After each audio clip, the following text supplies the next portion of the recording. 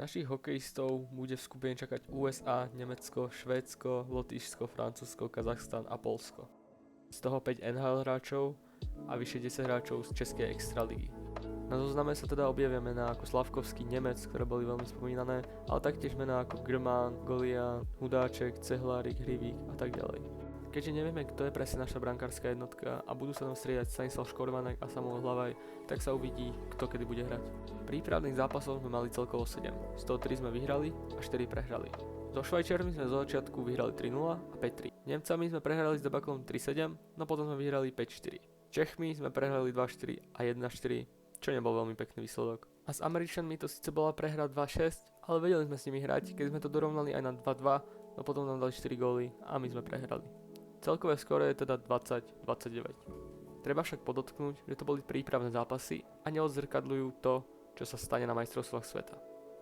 Naším prvým súperom bude Nemecko. Posledné 3 zápasy na majstrovstvách sveta sme všetky 3 prehrali. Ich umiestnenie minulý rok bolo druhé miesto, čím veľmi prekvapili. Preto šancu s nimi by som nám dal okolo 30%.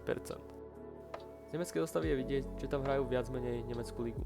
Ale tiež sú tam 3 hráči z NHL. Jedným z nich je aj John Jason Peterka.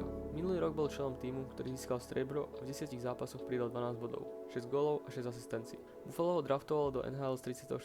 miesta v roku 2020. Počas prvej sezóny strávil čas v AHL, kde dosiahol 80 bodov v 80 zápasoch. V sezóne 2022-23 hral celý rok za Sabres a dosiahol 30 bodov v 77 zápasoch. V súčasnej sezóne exceluje ešte viac, s 50 bodmi v 82 zápasoch.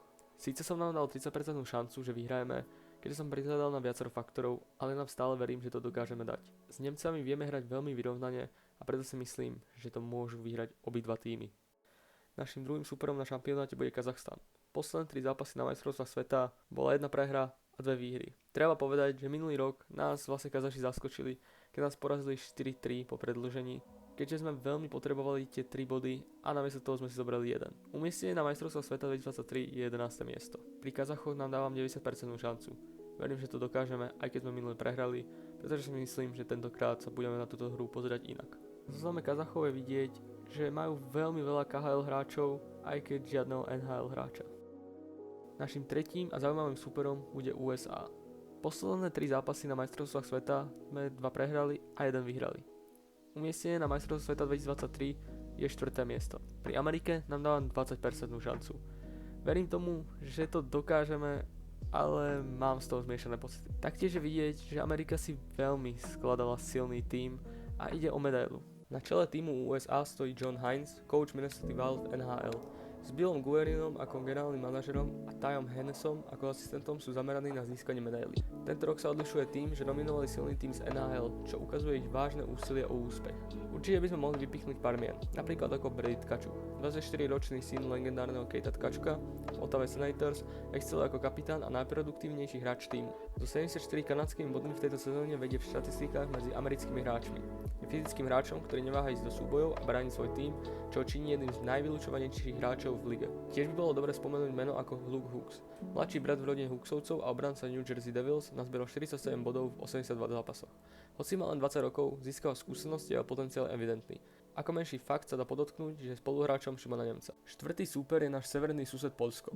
Prekvapivo s Poľskom sme na šampionáte hrali celkovo jedenkrát a vyhrali sme 7-0. Bolo to presne v roku 2002, keď sme obhájili zlato. Keďže Poliaci postúpili z prvej divízie, sú hodnotení ako outsideri na tomto šampionáte. Môžu však aj prekvapiť. V Poliakoch nám dávam 95% šancu. Tento zápas však netreba podceňovať. Poliaci nám môžu pokojne kedykoľvek zaskočiť. Poliaci zverejnili 22 členov nomináciu, ktoré dominujú hokejisti z domácej ligy, ale nájdeme tam aj niekoľkých hráčov z iných európskych súťaží. Kamil Valega, útočník, ktorý sa zúčastnil 13 zápasov za majstra Českej extraligy, Třinec je jedným z nich.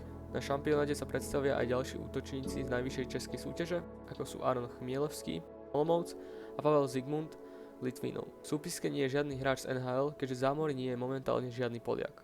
Naším 5. súperom bude Francúzsko. S týmto súperom máme za posledné 3 zápasy iba výhry, čo je dobré, keďže s ostatnými týmami v skupine to je skôr nepriaznivé.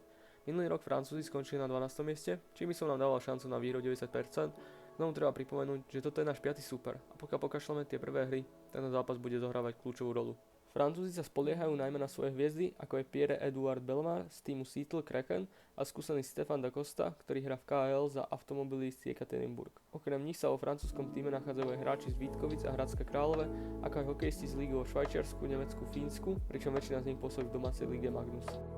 Náš 6. super je Lotyšsko. Naša bilancia posledných zápasov na majstrovstvách nevyzerala najlepšie, no naposledy sme obhajili víťazstvo 2-1, aj keď to bolo tesné. Lotyši minulý rok skončili tretí a poprvýkrát si vybojovali medailu. Stále nám však dávam 60%, keďže si myslím, že Lotyšov budeme vedieť uhrať, teda dúfam v to. Aj na tomto šampionáte v Česku bude Lotyšsko viesť Haris Vitolins, ktorý mal významný podiel na úspechu v Tampere. V týme sa nachádza iba jedna posila z NHL, skúsený brankár Columbusu Elvis Merzlikins. V zostave Lotyšska je zastúpeno viacero hokejových súťaží, vrátane slovenskej typos extraligy, z ktorej pochádzajú hráči ako Kaspar Daugavins, Michalovce, Robert Mačis, Nové Zámky a Harald Egl, Liptovský Mikuláš. Ospravedlňujem sa, ak som jedno z týchto mien prečítal zle. A Švédi sú našim posledným súperom v tejto skupine. Musíme si povedať pravdu. Posledné zápasy nevyzerajú pre nás dobre a celkovo sa dá povedať, že naše hry so Švédmi skončili nepriaznivo. Aj keď by sme si radi zobrali 3 body, nemyslím si, že to tentokrát tak bude. Švédi sa minulý rok umiestnili na 6. mieste po vypadnutí vo štvrťfinále s Lotyšmi. Dávam nám však 25% šancu, no čiže záleží, kde budeme s bodmi. Švédi sa totižto na tomto zápase nemusia tak snažiť, keďže bodov môžu mať dosť, čo nám zvyšuje šancu na výhru. Samozrejme, záleží na situácii. Tento rok 3 koronky určite chcú siahať na medailu. Sam Hallam, tréner hokejovej švédskej reprezentácie, sa na tento cieľ rozhodol využiť služby až 17 hráčov z NHL. Do týmu pridal aj Jespera Volsteda z týmu Lova Wild v AHL. Z európskych líg sa k zamorským hráčom pridalo až 7 spoluhráčov. Z hráčov NHL sa do týmu zapojil Viktor Hedman, ktorý sa v kanadskom bodovaní základnej časti umiestnil na 5. mieste so 76 bodmi v 78 zápasoch. Keď to teda zakončím takto predikciu tabulky, myslím si, že to dopadne takto. Áno, ja viem, nemusí to tak byť úplne, preto to vám predikcia. Ale myslím si, že USA, Švédi a Američania budú na tom bodovo lepšie, keďže sú aj favoriti.